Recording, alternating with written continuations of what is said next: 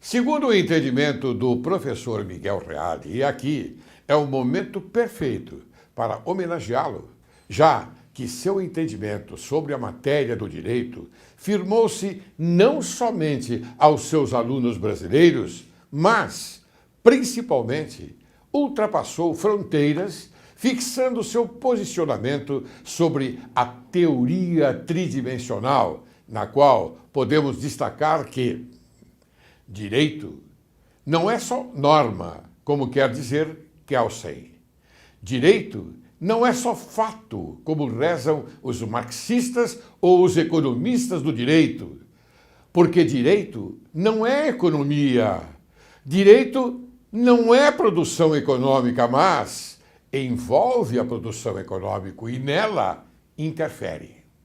O direito não é principalmente valor, como pensam os adeptos do direito natural tomista. Por exemplo, por que o direito, ao mesmo tempo, é norma, é fato e é valor? E sob o aspecto da vivência teórica e prática do Estado de Direito posto, os doutrinadores se identificam com a teoria tridimensional, uma vez que está aberta para as fundamentações em direito público, direito privado e direito criminal, à mercê dos profissionais que exercitam a arte escultural do direito, da equidade e da justiça.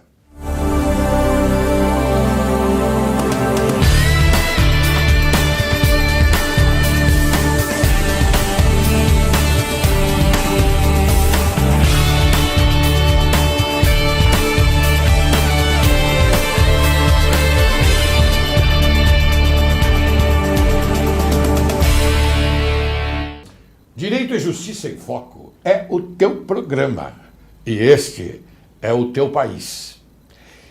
Inicio citando as sábias palavras de Immanuel Kant. A produção em um ser racional da capacidade de escolher os próprios fins em geral e, consequentemente, de ser livre, deve-se à cultura. Hoje temos a honra de receber uma figura reconhecida no meio acadêmico jurídico. Ele é doutor e livre-docente em Direito pela Universidade de São Paulo, doutor em Filosofia e Educação pela PUC, além de professor de mestrado e doutorado da PUC também, é o doutor Márcio Pugliese, que vamos hoje conversar com ele e ele vai nos dar uma aula sobre direito, cultura e civilização. Seja bem-vindo, Márcio. Muito obrigado, desembargador Laurelli. É uma honra estar no seu programa. Sempre conversamos muito sobre teoria e hoje vamos ter uma possibilidade de compartilhar as nossas conversas com quem nos assistir. Exatamente, você tocou exatamente daquilo que eu queria falar já ao telespectador. Você tem um brilhante livro, Teoria do Direito? Tenho. Eu dividi esse livro em duas partes. Duas partes. Teoria do Direito com aspectos microsistêmicos, que saiu só como Teoria do Direito pela Saraiva, e agora acabo de lançar o Teoria do Direito, aspectos macrosistêmicos, pela Saperi-Alt do Rio de Janeiro. É esse que nós estamos mostrando.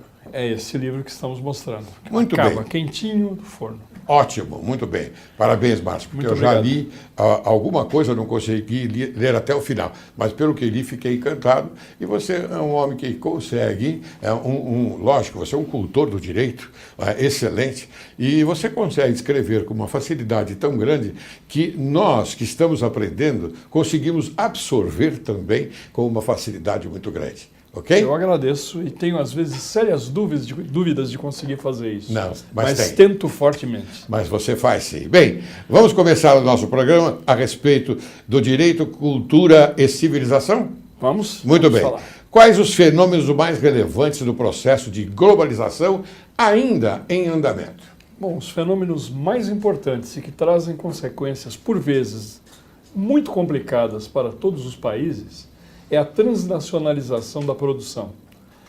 Basicamente, as transnacionais escolhem as suas zonas de conforto em termos de taxação, né? Impostos, taxas, contribuições e outros gravames sobre o custo das mercadorias, né? E da produção das mercadorias, e acabam separando isso para depois montarem o produto final onde eles for mais interessante. Com isso, o que acontece? O emprego é atingido duramente, a mão de obra repetitiva, aquela mão de obra que produz tarefas não muito inteligentes, é definitivamente afastada dos grandes quadros de empregabilidade. A empregabilidade hoje depende de quem pode produzir inovação. Inovação exige aparelhamento de governo para efeito de treinar a mão de obra existente. E cada vez mais nós, como país, nos vemos na periferia desse processo.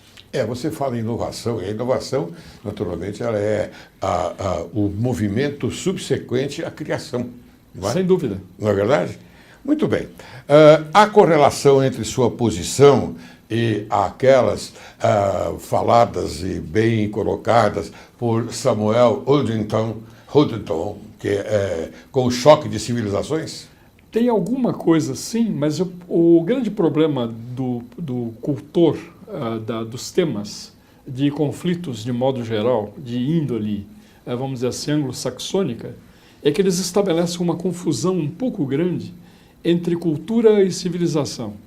Eles tendem a ver os objetos produzidos, que compõem propriamente a civilização, como a própria cultura. Sim. Precisamente porque eles não avaliam que o que está em choque não é basicamente o produto, mas basicamente o projeto. Então, os grandes projetos, principalmente no caso do Huntington, das grandes religiões fundamentalistas, é que esse projeto, na verdade, se fecha com muita força na obtenção de alguns resultados.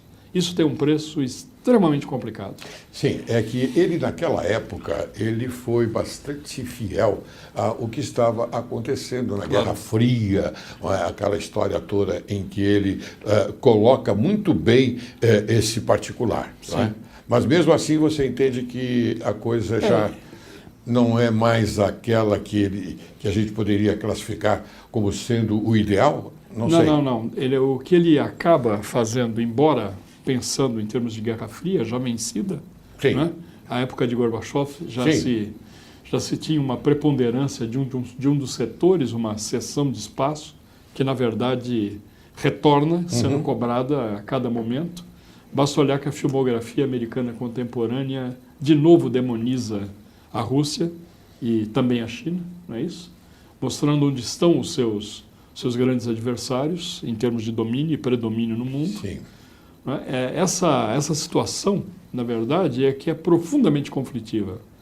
Para que se consiga ter produtos americanos, há que se ceder à venda, que portanto a compra de filmografia americana, séries americanas, que de alguma maneira colonizam a civilização que os adquire. Muito bem. Bem, como você avalia a alteração do equilíbrio entre as civilizações? O desvanecimento do Ocidente, poder, cultura e indigenização?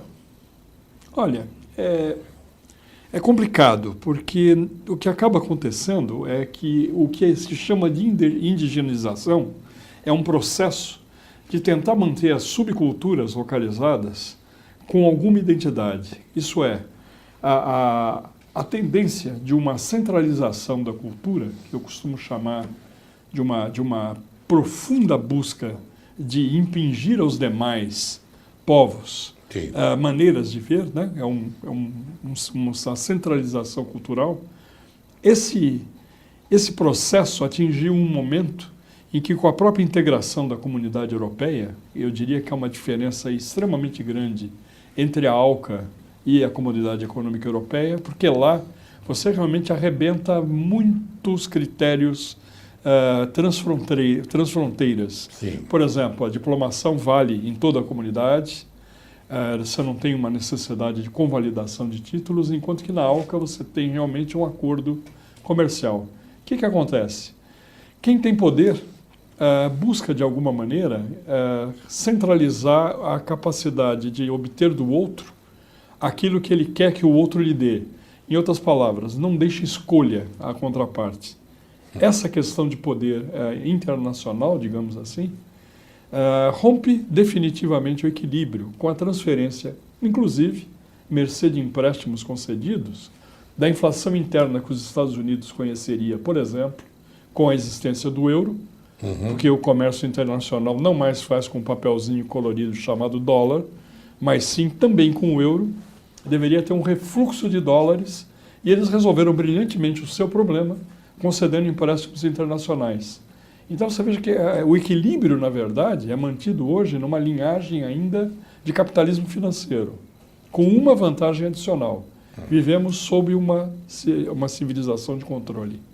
A sociedade contemporânea é uma sociedade de dados. De dados, né? Bem, então, mas a respeito da indigenização, né, essa que também a gente deve dar um olhar mais preocupante. Márcio, eu tenho um provérbio indígena que eu gostaria de citar aqui. É o seguinte: não basta falar sobre a paz. É preciso pensar, sentir, agir e viver em paz. O que você acha dessa citação, que é indígena, hein? Pois é, eu acho que permanece indígena por um motivo. Como já disse Heráclito há muito tempo atrás, o conflito é o pai de tudo. Nós somos seres conflitivos, temos conflitos internos profundos, mantemos uma vida que se baseia em conflito, obtida alguma coisa, já não mais a desejamos, e na verdade não gozamos em momento algum dessa paz. Talvez a paz definitiva seja a paz da morte. Sim. Essa é uma citação que eu vejo aí bastante, no meu modo de ver, eloquente. Eu falei, bom, eu vou conversar com esta personalidade maravilhosa que é o Dr. Márcio Pugliese. Eu vou levar esse provérbio para perguntar a ele o que ele acha. Você me respondeu de uma forma brilhante e isso vai ficar gravado aqui no nosso programa. Só quero fazer uma obtemperação ao que eu mesmo disse. Na verdade, para o indígena, isso parece possível. Sim. Porque ele não é tentado pelos produtos da civilização. Né? Ele é pouco tentado. Ele tem uma ideologia já, vamos dizer, milenar. Sem dúvida. É isso? É isso. E ele não sai fora desses conceitos, né? É que, na verdade, ele é aculturado. Esse é o grande problema. E aí ele começa a ter todas as tensões que temos, exatamente. Inclusive alcoolismo forte. Muito bem. Bem, Márcio, e as teorias do professor Miguel Reale, onde se enquadram? Olha, o professor Miguel Reale, eu tive a oportunidade de dizer isso a ele ainda, quando era jovem estudante de pós-graduação na São Francisco. Eu disse a ele que as suas teorias sempre me impressionavam pela sua novidade. Sim. Sempre eram muito, vamos dizer assim, postas ao dia. Sim. Inclusive o professor Tércio Sampaio Ferraz, que foi meu orientador, me disse outro dia que o professor Miguel Reale, no dia em que morreu, tinha começado um novo artigo e ele dizia assim, no meu último artigo... Nossa! Foi muito dolorido, porque de fato foi o último artigo, mas para sentir como ele era um cérebro perfeitamente ajustado e em evolução. Da sua teoria tridimensional do direito, ele falava em fato, norma e valor, colocando, portanto, no alcance do valor, basicamente, as grandes questões culturais. Mas ele, nas suas últimas obras, ele já levava em conta questões de biodireito, questões da intervenção sobre a genética humana, e os grandes problemas que nasceriam até da produção possível de uma super-raça. Quer dizer, ele estava muito à frente do seu momento, e eu acho que ele tem ainda teorias que deveriam ser estudadas com mais cuidado. Com mais cuidado, Com mais cuidado, mas eu não tenho uma proximidade na relação que eu faço com a cultura e o direito com a forma do professor Miguel Reale enfocar o mesmo problema. Porque nós aprendemos com o professor Reale, lógico, essa teoria tridimensional do direito. E, naquela época, nós sentíamos a evolução daquela manifestação, porque era ele próprio quem falava. Perfeito. Hoje, olha só, eu vou perguntar a você a diferença. Hoje, quem fala da teoria tridimensional do direito nas faculdades, será que fala exatamente aquilo que ele colocava como uma posição bastante eloquente? Certamente não, né? Nós temos discípulos do professor Miguel Reale, e como todo discípulo, vamos dizer assim, todo discípulo brilhante, né? Cada um deles segue caminhos que são oriundos da posição do professor Miguel Reale, mas que perderam contato. Perderam contato, E isso é absolutamente essencial na academia. É preciso que as ideias, claro, sejam conservadas com clareza. Não devemos, vamos dizer assim, fraudar a ideia do autor dentro do possível, mas como cada leitor fecha o texto, cada leitura traz um autor diferente. Me parece muito coerente a sua resposta, Márcio, por isso que eu vou me atrever Claro. a fazer uma colocação agora. Bem, nós sabemos que os pensadores, os melhores pensadores, foram aqueles, os clássicos, aqueles que viveram antes de Cristo. A grande filosofia, por Platão, por Sócrates, Platão, Aristóteles. De acordo com aquilo que você falou agora, se perde um pouco. Você acha que nós, ao estudarmos a filosofia clássica, nós perdemos também alguma coisa de importante dito àquela época? Certamente. Nós somos filhos do nosso tempo. E lemos esses textos antigos anacronicamente, não há o que fazer. Nós temos conteúdos que distorcem, certamente, o significado que poderiam ter esses termos à época, mas isso não é problema. Não, né? O importante vamos dizer assim, realmente estudar e compreender as proposições, compreender o tempo em que foram escritas, as condições sociais e, vamos dizer assim, trazer ao nosso tempo o que poderia, de alguma maneira, vamos dizer assim, no tamanho do nosso entendimento, produzir algum avanço em termos da melhoria do homem e da sociedade.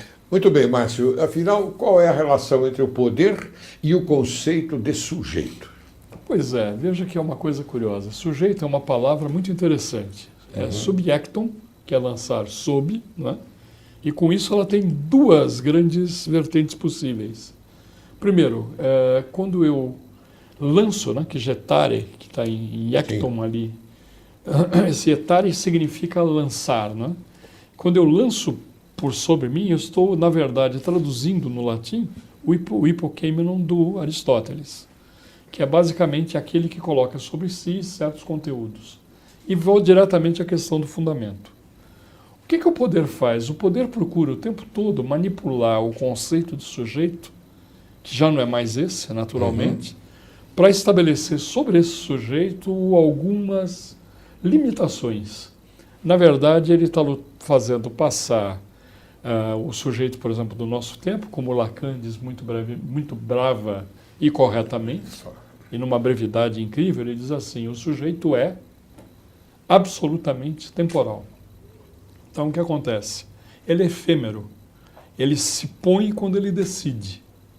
Ao decidir, ele é sujeito. Quando ele não decide, ele é uma massa de informações, trajetos, projetos. Ele se torna o comum, por acaso? Nem isso, ele não é detetável. Eu só consigo saber do sujeito quando ele realmente se põe. Então ele é instantâneo, ele é muito transiente, que é a palavra que eu queria dizer no início. E essa transiência mostra basicamente o seguinte, eu só consigo apanhá-lo quando eu faço agir de acordo com o que eu desejo. Portanto, eu preciso, dentro do possível, reduzir a alçada do sujeito para que ele faça o que é desejado. Muito bem, Márcio, ótimo. Agora eu gostaria que você, então, nos falasse quais os impactos futuros para o direito. Bom, essa é uma questão que me incomoda muito, na verdade. Nós continuamos tendo uma estrutura quase escolástica em relação à produção do direito.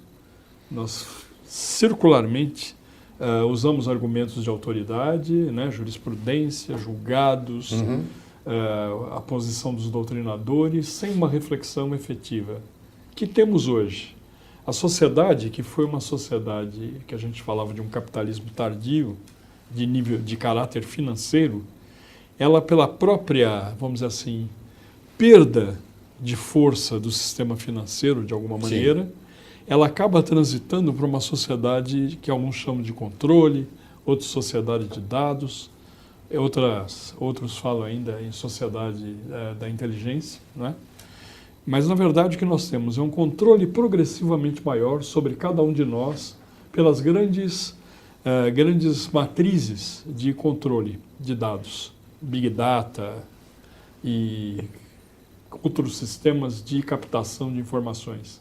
Você gasta com um cartão de crédito numa determinada mercadoria, logo depois, no seu e-mail, começam a chegar ofertas de produtos análogos ou complementares ao comprado.